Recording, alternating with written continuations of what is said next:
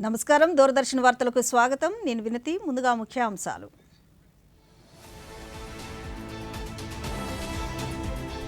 ఢిల్లీలో మయన్మార్ అధ్యక్షుడు you min ఆంగ్ Hlaing తో ప్రధాని మోదీ ద్వైపాక్షిక చర్చలు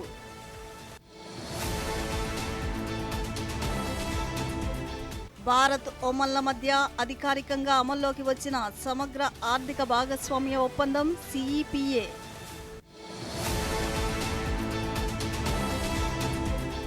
ఆంధ్రప్రదేశ్ సహా 10 రాష్ట్రాల్లో రాజ్యసభ ద్వైవార్షిక ఎన్నికల నోటిఫికేషన్ విడుదల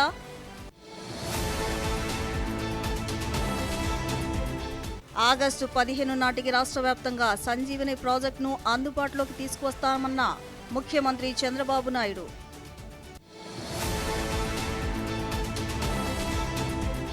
దక్షిణ కోస్తా రైల్వే జోన్ ఏర్పాటుతో ఉత్తరాంధ్రుల చిరకాల కోరిక నెరవేరిందన్న కేంద్ర మంత్రి రామ్మోహన్ నాయుడు. వార్తల్లోని వివరాలు. గౌతమ బుద్ధుని వారసత్వం, శతాబ్దాల నుంచి భారత్ మయన్మార్ ప్రజల మధ్య ఉన్న సంబంధాలు భారత్ మయన్మార్ల మధ్య ద్వైపాక్షిక సంబంధాల్లో కీలక పాత్ర పోషిస్తున్నాయని రాష్ట్రపతి ద్రౌపది ముర్ము పేర్కొన్నారు. ఈరోజు న్యూఢిల్లీలోని రాష్ట్రపతి భవన్లో ద్రౌపది ముర్మును మయన్మార్ అధ్యక్షులు యూ మిన్ ఆంగ్ హ్లైంగ్ మర్యాదపూర్వకంగా కలిశారు. ఈ సందర్భంగా ఆమె మాట్లాడుతూ మయన్మార్ భారత్కు సౌత్ ఈస్ట్ ఏషియాకు గేట్వే అని పేర్కొన్నారు.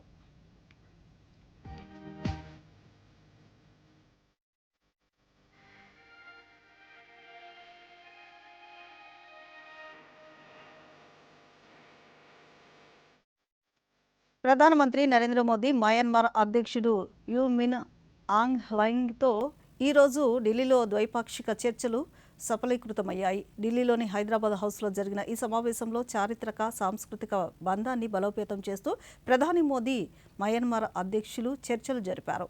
ఉభయ దేశాల పరస్పర ప్రయోజనాలే లక్ష్యంగా ప్రాంతీయ కనెక్టివిటీ, అభివృద్ధి, ప్రజల మధ్య సంబంధాల పెంపుకు ఇరు దేశాలు కట్టుబడి ఉన్నాయని, ఆర్థిక సహకారాన్ని విస్తరించడం, వ్యాపార వ్యవస్థను బలోపేతం చేయడం, అరుదైన ఖనిజాల తవ్వకంలో అవకాశాలను అందిపుచ్చుకోవడంపై వారు ప్రధానంగా చర్చించారు.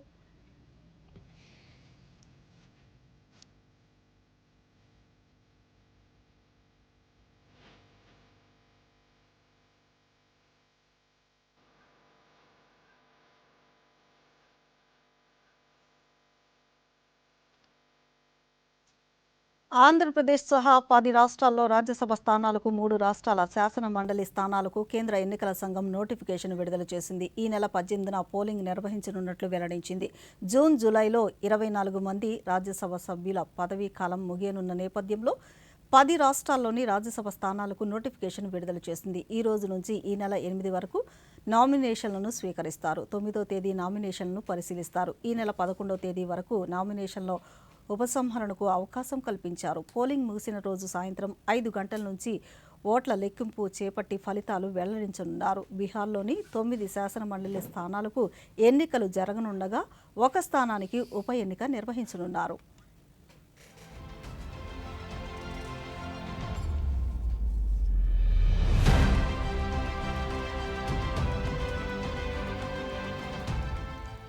ఆగస్టు 15 నాటికి రాష్ట్ర వ్యాప్తంగా సంజీవని ప్రాజెక్టును అందుబాటులోకి తీసుకువస్తామని ముఖ్యమంత్రి నారా చంద్రబాబు నాయుడు తెలిపారు. కాకినాడ జిల్లా తుని మండలం పర్యటనలో భాగంగా చామవరం గ్రామంలో నిర్వహించిన పేదల సేవ కార్యక్రమంలో ముఖ్యమంత్రి మాట్లాడుతూ రాష్ట్రాన్ని ఆరోగ్యాంధ్రప్రదేశ్గా తీర్చిదిద్దే లక్ష్యంతో పనిచేస్తున్నామన్నారు. ఈసారి అమరావతి కేంద్రంగా యోగాంధ్ర కార్యక్రమాలు చేపడుతున్నామని, డిఎస్సిని పారదర్శకంగా నిర్వహించామన్నారు. యువత నైపుణ్యాలను పెంచుకుని ఉద్యోగాలు అందిపుచ్చుకోవాలన్నారు.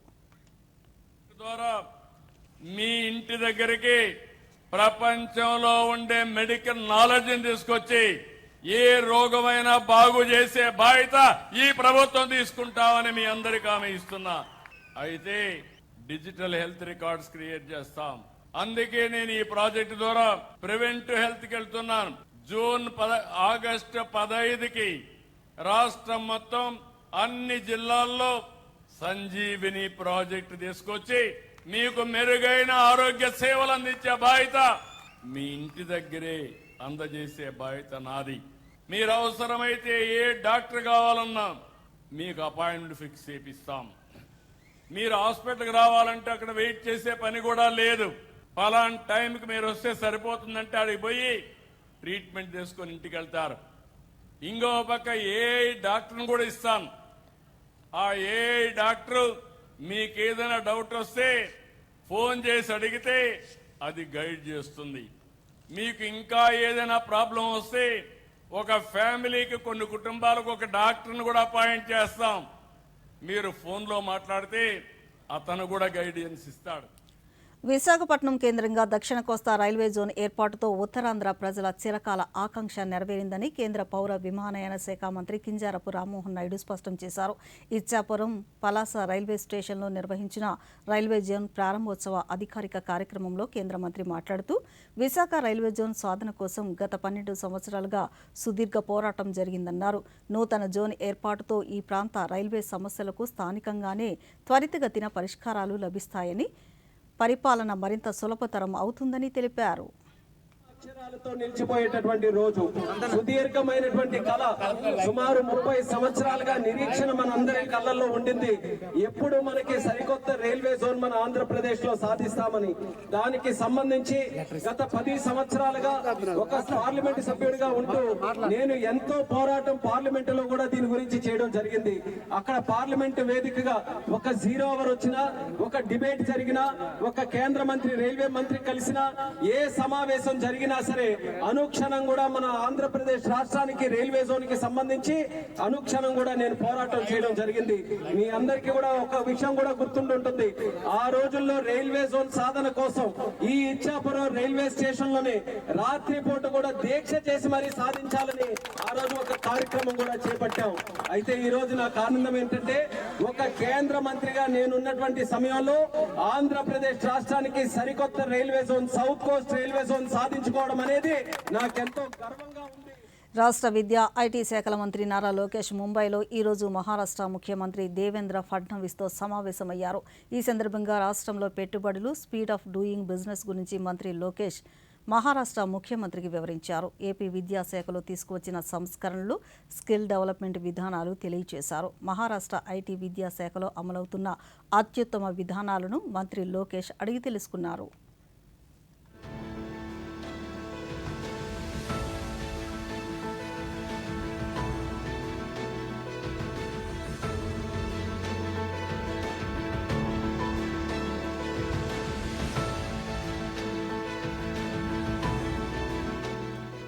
రాష్ట్ర ప్రభుత్వం రైతుల ఆదాయం పెంచేందుకు ప్రత్యామ్నాయ పంటల సాగును ప్రోత్సహిస్తోందని రాష్ట్ర పౌర సరఫరాల శాఖ మంత్రి నాదెండ్ల మనోహర్ తెలిపారు. గుంటూరు జిల్లా తెనాలి నియోజకవర్గం కొల్లిపర మండలం బొమ్మవనిపాలెంలో ఈరోజు నిర్వహించిన పామాయిల్ సాగు రైతుల అవగాహన సదస్సులో ఆయన పాల్గొన్నారు.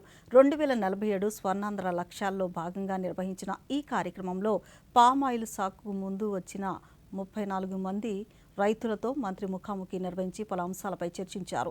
రైతుల ఆదాయం పెంచేందుకు ఆయిల్ ఫామ్ సాగు మంచి ప్రత్యామ్నాయమని పేర్కొన్నారు. మనం పెంచడానికి కోసం అక్కడ ఆయిల్ పామ్ కల్టివేషన్ రైతాంగం చాలా ఇంట్రెస్ట్ చూపించారు. అక్కడున్న ఇన్స్టిట్యూట్ పెదవేగిలో భారతదేశంలో ఎక్కడ లేని విధంగా కొత్త విత్తనాలతోటి, కొత్త మొక్కలతోటి ఆదాయం పెంచడానికి వాళ్ళు తీసుకుంటున్న చొరవ రైతాంగానికి అర్థమయ్యే విధంగా ఒక మార్పు అనేది తీసుకొస్తా ఉన్నాం. ఈరోజు తెనాలి నియోజకవర్గంలో కొలిపర మండలంలో ప్రత్యేకంగా ఒక 34 రైతులు సుమారు 84 ఎకరాలు విస్తరించడానికి కోసం పంట వేయడానికి వాళ్ళు అంగీకరించారు. ఖచ్చితంగా ఇది ఒక అద్భుతమైన అవకాశంగా నేను భావిస్తున్నాను. నేను పర్సనల్గా చాలా లోతుగా దీని గురించి కొంచెం అధ్యయనం చేశాను, అర్థం చేసుకున్నాను. హార్టికల్చర్ మూమెంట్ తీసుకొస్తేనే రైతులకి ఆదాయం పెరుగుతుంది. మారుతున్న ఆధునిక జీవన శైలిలో మానసిక ప్రశాంతతకు, శారీరక దృఢత్వానికి యోగా ఒక అద్భుతమైన మార్గమని రాష్ట్ర వైద్య ఆరోగ్య శాఖ మంత్రి సత్యకుమార్ యాదవ్ తెలిపారు. అమరావతిలోని రాష్ట్ర సచివాలయంలో ఈరోజు మంత్రి మీడియాతో మాట్లాడుతూ యోగా ప్రతి ఒక్కరి దైనందిన జీవితంలో భాగం చేయడమే యోగా ప్రచార ముఖ్య ఉద్దేశమని వివరించారు. ఈ ఏడాది యోగాంధ్ర 2026 కార్యక్రమం ఈ నెల 7వ తేదీ నుంచి 21 వరకు 2 విభాగాలుగా విభజించినట్లు పేర్కొన్నారు. భారతీయ సంస్కృతిలో మాత్రమే నిబిడీకృతమై ఉన్న ఈ యోగా ప్రాణాయామాన్ని ప్రపంచానికి పరిచయం చేసి yoga for one earth one health పేరుతో ఈ దేశ ప్రధానమంత్రి 2014లో చేసిన ప్రతిపాదన మేరకు ఐక్యరాజ్య సమితి జూన్ 21న ప్రపంచ యోగా దినోత్సవంగా గుర్తించడం, 175 దేశాలకు పైగా యోగా దినోత్సవం నాడు జరుపుకుంటున్న విషయం కూడా మనం చూస్తూ ఉన్నాం. దాంట్లో భాగంగానే గత సంవత్సరం 11వ ప్రపంచ యోగా దినోత్సవం సందర్భంగా నెల రోజుల పాటు అనేక యోగా కార్యక్రమాల్ని, థిమాటిక్ యోగాని, అదేవిధంగా ఆధ్యాత్మిక పర్యాటక కేంద్రాలుగా ఉంటున్న ప్రాంతాల్లో సమాజంలోని అన్ని వర్గాల్ని భాగస్వాములు చేస్తూ ఆంధ్రప్రదేశ్లో దాదాపు 2.5 కోట్ల మంది ప్రజల్ని యోగాలో భాగస్వాములు చేస్తూ మన అత్యంత వైభవంగా ప్రపంచ యోగా దినోత్సవాన్ని రాష్ట్ర గౌరవం. ఇప్పుడు చిన్న విరామం తీసుకుందాం.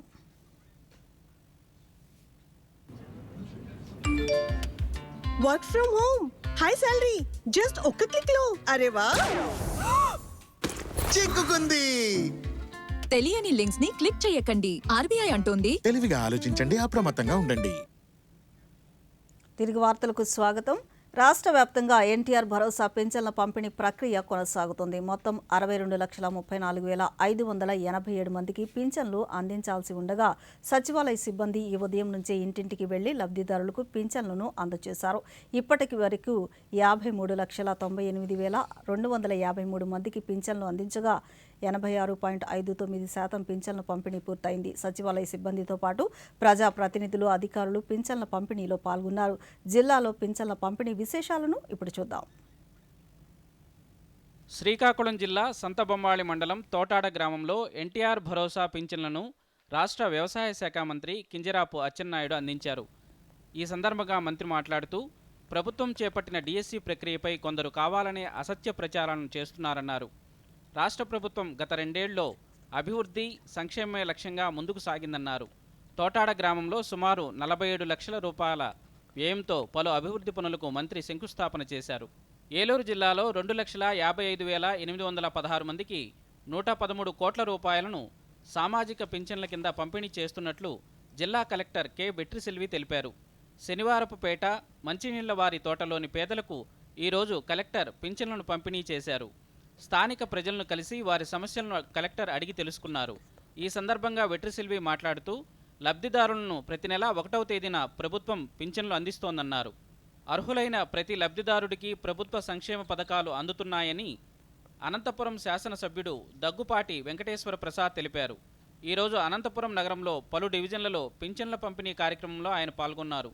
శాసనసభ్యుడు నేరుగా లబ్ధిదారుల ఇంటి వద్దకే వెళ్లి పింఛన్ అందించారు. మనం సాధారణంగా వాడి పడేసిన వస్తువులను చూస్తే చెత్తబుట్టలో వేస్తాం. కానీ ఆమె దృష్టిలో మాత్రం ఆ వస్తువులే అద్భుతమైన కళాకృతులకు ముడి సరుకులు.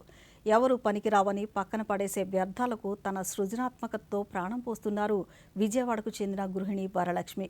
కేంద్ర ప్రభుత్వం ప్రతిష్టాత్మకంగా చేపట్టిన స్వచ్ఛతా మిషన్ స్ఫూర్తితో వ్యర్థాల తగ్గింపు, రీసైక్లింగ్ ద్వారా అద్భుతాలు సృష్టిస్తూ తోటి మహిళలకు స్వయం ఉపాధి బాట చూపిస్తున్న వరలక్ష్మి విజయగాథపై ప్రత్యేక కథనాన్ని ఇప్పుడు చూద్దాం.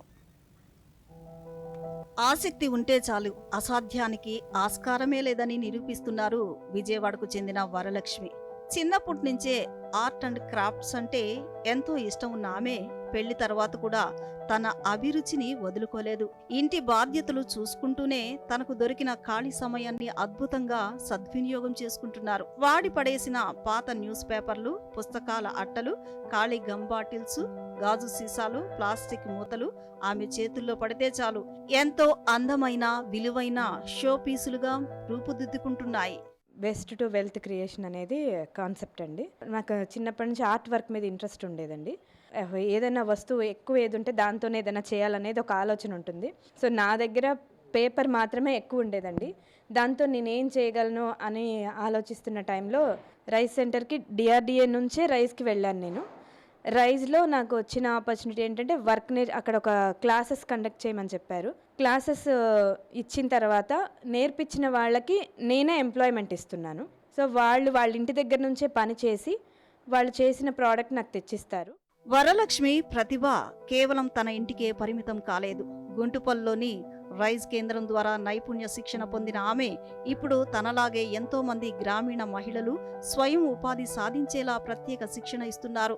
వ్యర్థాలతో అందమైన వస్తువులను తక్కువ ఖర్చుతో ఎలా తయారు చేయాలో నేర్పిస్తూ వారిలో ఆత్మవిశ్వాసాన్ని నింపుతున్నారు. ఇలాంటి మహిళల భాగస్వామ్యంతోనే వికసిత్ భారత్ సాకారమవుతుందని, మహిళా సంఘాల ఉత్పత్తుల అమ్మకాలకు, పంపిణీకి ప్రభుత్వం తగిన అవకాశాలు కల్పిస్తుందని అధికారులు తెలిపారు. పేపర్ క్రాఫ్ట్ చేసే ఒక ఆవిడ వరలక్ష్మి గారని.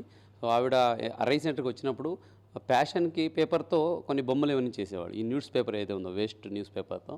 సో సో దాన్ని ఎందుకు బిజినెస్ గా మార్చుకోకూడదని ఆవిడ కొన్ని డైరెక్షన్ ఇవ్వడం జరిగింది. ఒకటి, కార్పొరేట్ ప్యాకింగ్ చేయండి, అట్లాగే క్యూఆర్ కోడ్ అమర్చండి. క్యూఆర్ కోడ్లో అది బొమ్మ ఎలా చేశారు, కాన్సెప్ట్ ఏంటి, ఎంత పేపర్ వాడారు, దాని బరువు ఎంత ఉంటుంది, ఎంత సమయం పట్టింది, ఇటువంటి ఇన్ఫర్మేషన్ పెట్టి దాన్ని మార్కెట్ చేయండి అని చెప్పాము. అంటే ఉమెన్లో ఈ ఎంటర్ప్రినర్షిప్ అనే దాని మీద మనం ఒక కొత్త అంటే రైజ్ వచ్చిన తర్వాత మాకు ఆ యొక్క అది పోయి ఓన్లీ ఏదో ట్రైనింగ్తో వదిలేయకుండా వాళ్ళకి హ్యాండ్ హోల్డింగ్ చేసి వాళ్ళకి టెక్నికల్ సపోర్ట్ కావాలా, ఫైనాన్షియల్ సపోర్ట్ కావాలా, ఏం కావాలి, మార్కెటింగ్ సపోర్ట్ ఎలా ఇవ్వాలి, మార్కెటింగ్లో ప్యాకింగ్ ఎలా చేయాలి, ఆన్లైన్ బోర్డింగ్ ఎలా చేయాలి, ఓఎన్డీసీ ఎలా చేయాలి, ఇలా అనేక రకాలు కలెక్టర్ గారు చాలా స్పెసిఫిక్గా మాకు మా ఉమెన్కి ట్రైనింగ్ ఇవ్వటం.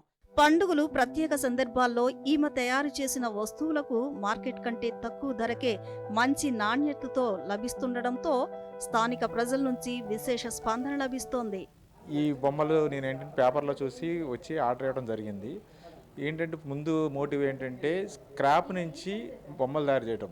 దాంతో ఏంటంటే మన ఇండియాకి కూడా స్క్రాప్ అనేది రీయూజ్ చేయొచ్చు అనేది మోడీ గారి ఆధ్వర్యంలో జరుగుతున్న స్వచ్ఛ భారత్కి ఈక్వల్గా మనం దీన్ని ప్రపోజ్ చేస్తున్నాం. పారేసే వస్తువులకే సరికొత్త అందాన్ని తెస్తూ వరలక్ష్మి సాగిస్తున్న ఈ ప్రయాణం పర్యావరణ పరిరక్షణతో పాటు మహిళా సాధికారతకు ఒక దిక్సూచిలా మారింది. నైపుణ్యానికి ఆత్మవిశ్వాసం తోడైతే మహిళలు ఏదైనా సాధించగలరని ఆమె నిరూపిస్తున్నారు. భారత్ ఒమన్ సమగ్ర ఆర్థిక భాగస్వామ్య ఒప్పందం సిఈపిఏ అధికారికంగా అమల్లోకి వచ్చింది. కేంద్ర వాణిజ్య పరిశ్రమల శాఖ మంత్రి పీయూష్ గోయల్ సిఈపిఏ ఒప్పందం అమలు కార్యక్రమాన్ని ఢిల్లీలో ఈరోజు ప్రారంభించారు. ఈ సందర్భంగా ఆయన మీడియాతో మాట్లాడుతూ దేశీయ ఎగుమతిదారులకు ఈ ఒప్పందం ప్రయోజనాన్ని చేకూరుస్తుందని వెల్లడించారు. భారతీయ పరిశ్రమల్లో కీలకమైన వస్త్రాలు, తోలు, ప్లాస్టిక్, సముద్ర ఉత్పత్తులు, ఆటోమొబైల్స్, ఫార్మాస్యూటికల్స్, ఇంజనీరింగ్, వ్యవసాయ ఉత్పత్తులపై సుంకరహిత మార్కెట్ ప్రవేశానికి అవకాశం ఏర్పడిందన్నారు. ఇరు దేశాల మధ్య నెలకొన్న చారిత్రక సంబంధాలను ఈ ఒప్పందం మరింత బలోపేతం చేస్తుందని పేర్కొన్నారు. Developed nations. These FTAs secure preferential market access for goods and services from India, covering nearly 2/3 of global trade. ఈ నెల 11, 12 తేదీల్లో 13వ బ్రిక్స్ పట్టణీకరణ సదస్సుకు భారత్ ఆతిథ్యం ఇవ్వనుందని కేంద్ర గృహ పట్టణ వ్యవహారాల శాఖ మంత్రి మనోహర్ లాల్ ఖట్టర్ పేర్కొన్నారు. ఢిల్లీలో ఈరోజు నిర్వహించిన సమావేశంలో ఆయన మాట్లాడుతూ బ్రిక్స్ పట్టణీకరణ సదస్సు వేదికగా నూతన ఆవిష్కరణలు, సుస్థిరాభివృద్ధి, పరస్పర సహకారంపై చర్చలు నిర్వహిస్తామన్నారు. నగరాల ప్రణాళిక, పరిపాలన, అభివృద్ధిలో ప్రజలకు ప్రాధాన్యతనిచ్చే భారతదేశ విధానాన్ని బ్రిక్స్ పట్టణీకరణ సదస్సు ఇతివృత్తం ప్రతిబింబిస్తుందని అన్నారు. और ये जो इस बार का जो थीम रखा है people centric development and humanity first, ये विजन है इस प्रकार की बैठक का. Building for resilience, innovation, cooperation और सस्टेनेबिलिटी, इन विषयों पर लगातार और उसकी जो चर्चा होगी, जिसमें एक प्रकार से भविष्य का एक हमारा जो विकास है. దేశవ్యాప్తంగా చిరు వ్యాపారులకు చేయూతనిచ్చి వారిని ఆర్థికంగా బలోపేతం చేసేందుకు కేంద్ర ప్రభుత్వం అమలు చేస్తున్న ప్రధానమంత్రి స్వనిధి పథకం 6 ఏళ్లు పూర్తి చేసుకుంది. 2020 జూన్లో వీధి వ్యాపారుల కోసం ప్రారంభించిన ఈ పథకం వారిని స్వయం సమృద్ధి సాధించేలా చేస్తోంది. ఈ పథకాన్ని 2030 మార్చి 31 వరకు ప్రభుత్వం పొడిగించింది. అంబేద్కర్ కోనసీమ జిల్లాలో ఈ పథకం సమర్థవంతంగా అమలవుతుంది. ఆ విశేషాలను ఈ స్టోరీలో చూద్దాం.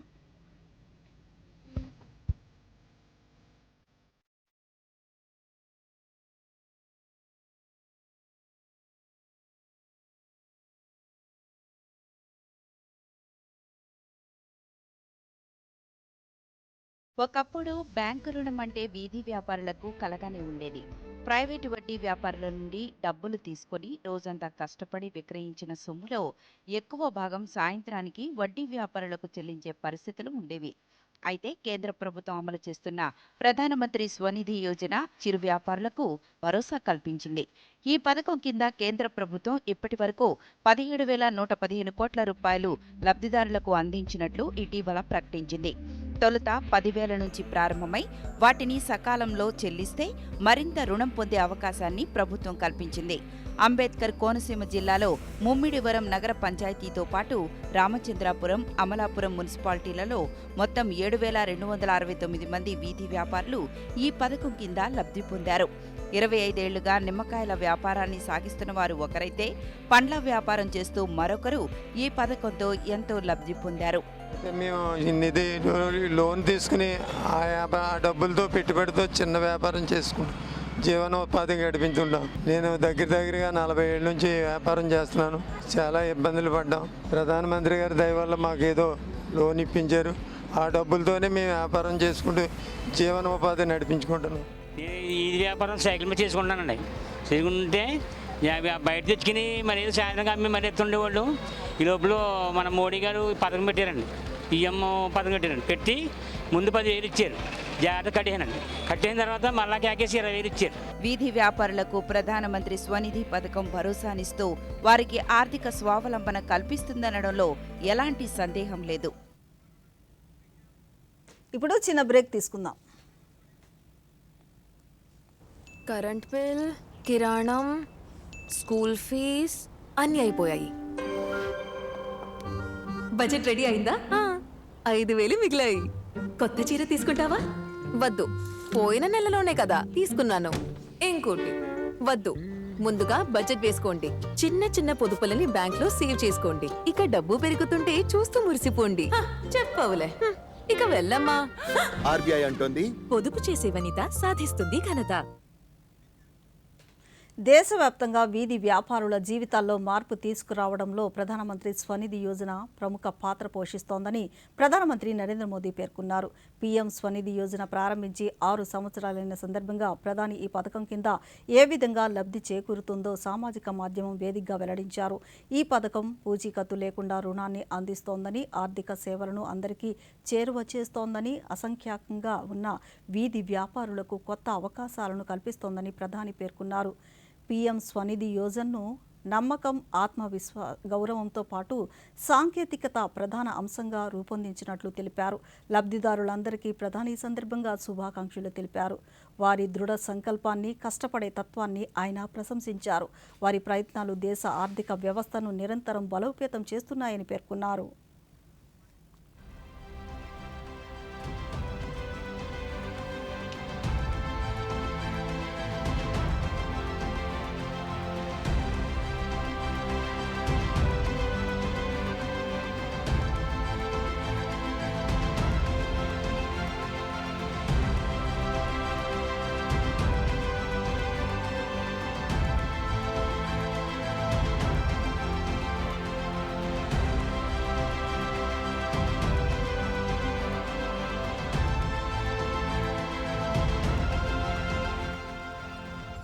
మయన్మార్ అధ్యక్షుడు యూ మిన్ ఆంగ్ హ్లైంగ్ భారత పర్యటన సందర్భంగా కేంద్ర విదేశాంగ శాఖ ఢిల్లీలో ఈరోజు ప్రత్యేక మీడియా సమావేశాన్ని నిర్వహించింది.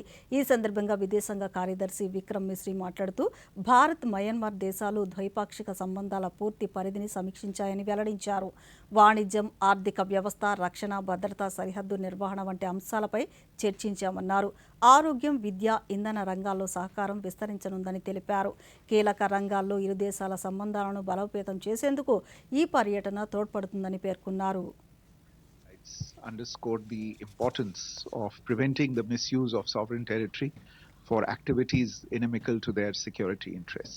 And the President of Myanmar in particular reiterated the assurance that Myanmar's territory would not be permitted to be used against India's security interests. The two significant connectivity related projects that we have, the Kaladan multimodal transit transport project and the India-Myanmar-Thailand trilateral highway project. You're right, these projects have been underway for several years.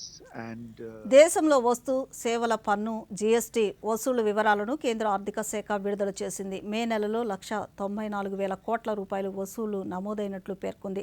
గత ఏడాది ఇదే నెలతో పోలిస్తే GST వసూళ్లలో 3.2% వృద్ధి కనిపించిందని పేర్కొంది.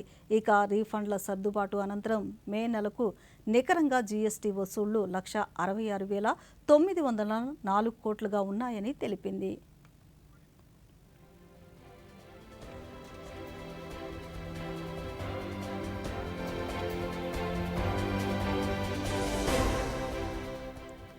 భారత సైన్యాధిపతి general Upendra Dwivedi తాలిబాన్లతో భారతదేశ సంబంధాల గురించి మాట్లాడారంటూ పాకిస్తానీ ప్రచార ఖాతాలు చేస్తున్న ప్రచారాన్ని కేంద్ర ప్రభుత్వం తీవ్రంగా ఖండించింది. డిజిటల్గా మార్ఫింగ్ చేసిన జనరల్ ఉపేంద్ర ద్వివేది వీడియోను ప్రచారం చేస్తున్నట్లు భారత పత్రికా సమాచార కార్యాలయం PIB పేర్కొంది. ఈ వాదన నకిలీదని, భారత సైన్యాధిపతి అటువంటి ప్రకటన ఏదీ చేయలేదని, సైన్యాధిపతికి ఆ వ్యాఖ్యలను తప్పుగా ఆపాదించేందుకు ఈ క్లిప్ను డిజిటల్గా మార్ఫింగ్ చేశారని PIB ఫ్యాక్ట్ చెక్ తెలిపింది. వాస్తవంగా ఉపేంద్ర ద్వివేది మాట్లాడిన వాస్తవ వీడియోను తన ఖాతాలో పోస్ట్ చేసింది. ఇటువంటి ప్రచారం పట్ల ప్రజలు అప్రమత్తంగా ఉండాలని PIB ఫ్యాక్ట్ చెక్ సూచించింది. Firstly, it is still continuing. There is temporary cessation of hostilities. So the Indian Army or all the three services are preparing well for Operation Sindhu 2.0 if it takes place. Presently, we are looking at enhancing. Uttar Pradesh ఖజియాబాద్లో నందిగ్రామ్కు చెందిన వీధి వ్యాపారి బబితా శర్మ గుడి దగ్గర పూజా సామాగ్రి దుకాణం నడుపుతున్నారు. ఆర్థిక ఇబ్బందుల కారణంగా ఆమె తన వ్యాపారాన్ని విస్తరించడానికి అనేక ఇబ్బందులు ఎదుర్కొన్నారు. 2020 జూలైలో ప్రారంభమైన ప్రధానమంత్రి స్వనిధి పథకం వివరాలు తెలుసుకున్న తర్వాత ఆమె తన వ్యాపారాన్ని వృద్ధి చేసుకోవడానికి వరుసగా రుణాలు తీసుకున్నారు. క్రమం తప్పకుండా తిరిగి చెల్లింపులు చేయడంతో ఈ పథకం నుండి లభించిన మద్దతుతో ఆమె వ్యాపారం గణనీయంగా విస్తరించింది. ప్రధానమంత్రి స్వనిధి పథకం ఫలితంగా అధిక ఆదాయం, మెరుగైన గుర్తింపు, మెరుగైన ఆర్థిక స్థిరత్వం లభించాయని బబితా శర్మ ఆమె కుటుంబం తెలిపింది. 10,000 का लोन मेरा हुआ तो वो मैंने अपने बिजनेस में लगाया, उससे थोड़ी मेरी रोज़गार और बढ़ने लगा। फिर मुझे थोड़ा और बढ़ाना था अपना रोज़गार कि मैं कैसे करूँ। फिर मैं 20,000 का मेरा लोन बिना धक्के खाए मुझे मिला, तो मैंने 20,000 में एक अपना खोखा बनाया। मुझे लगा कि 20,000 के बाद में मुझे अपना बिजनेस और आगे बढ़ाना है, तो मैंने 50,000 का लोन लेकर अपनी एक पक्की दुकान रेंट पे ली और उसमें 50,000 रुपये का मैंने सामान भरा, तो उससे मैं अपने बिजनेस. భారత నావికాదళ నౌక ఐరావత్ 3 రోజుల అధికారిక పర్యటన చేసేందుకు కొలంబోకు చేరుకుంది. కమాండర్ IP పాటిల్ సారథ్యంలో ఈ శార్దుల్ తరగతి ఉభయచర యుద్ధ నౌక భారత ప్రభుత్వ నైబర్హుడ్ ఫస్ట్ విధానంతో పాటు సాగర్ విజన్ కింద సముద్ర భాగస్వామ్యాన్ని పెంపొందించేందుకు తోడ్పడనుంది. శ్రీలంక కోస్ట్ గార్డు నౌక రక్షణకు వినియోగించే కీలకమైన విడి భాగాలు, శ్రీలంక నావికాదళానికి అవసరమైన సామగ్రిని ఐరావత్లో తరలించారు.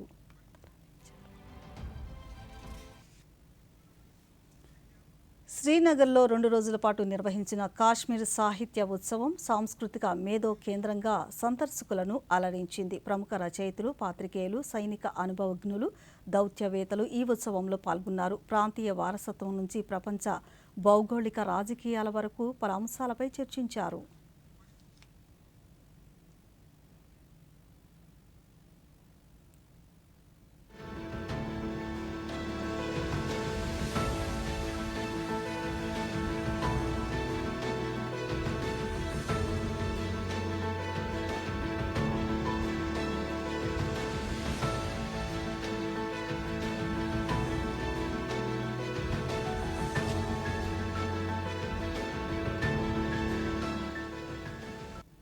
రాష్ట్రంలో పిడుగులతో కూడిన వర్షాలు, కొన్ని చోట్ల ఎండ ప్రభావంతో విభిన్న వాతావరణ పరిస్థితులను నెలకొన్నట్లు రాష్ట్ర విపత్తుల నిర్వహణ సంస్థ మేనేజింగ్ డైరెక్టర్ ప్రఖర్ జైన్ తెలిపారు. ఈరోజు నెల్లూరు జిల్లా గూడూరులో 43.6 డిగ్రీలు, మార్కాపురం జిల్లా నందమారేళ్లలో 43.3 గరిష్ట ఉష్ణోగ్రతలు నమోదైనట్లు తెలిపారు.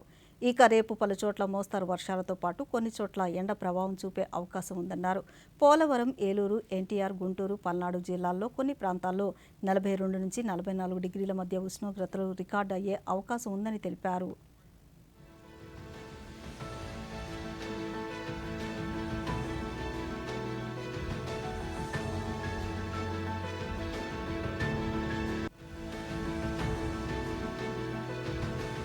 వార్తలు ముగించే ముందు ముఖ్యాంశాలు మరొకసారి.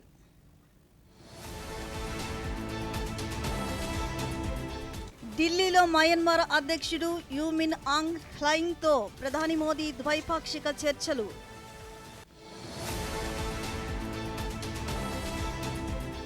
భారత్, ఒమన్ల మధ్య అధికారికంగా అమల్లోకి వచ్చిన సమగ్ర ఆర్థిక భాగస్వామ్య ఒప్పందం CEPA.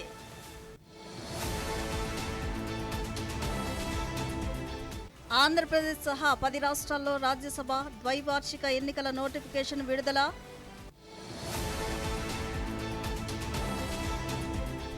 ఆగస్టు 15 నాటికి రాష్ట్ర వ్యాప్తంగా సంజీవని ప్రాజెక్టును అందుబాటులోకి తీసుకువస్తామన్న ముఖ్యమంత్రి చంద్రబాబు నాయుడు.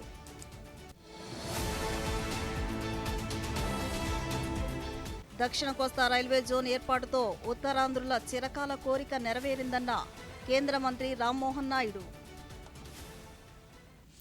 ఈ వార్తలు ఇంతటితో సమాప్తం. నమస్కారం.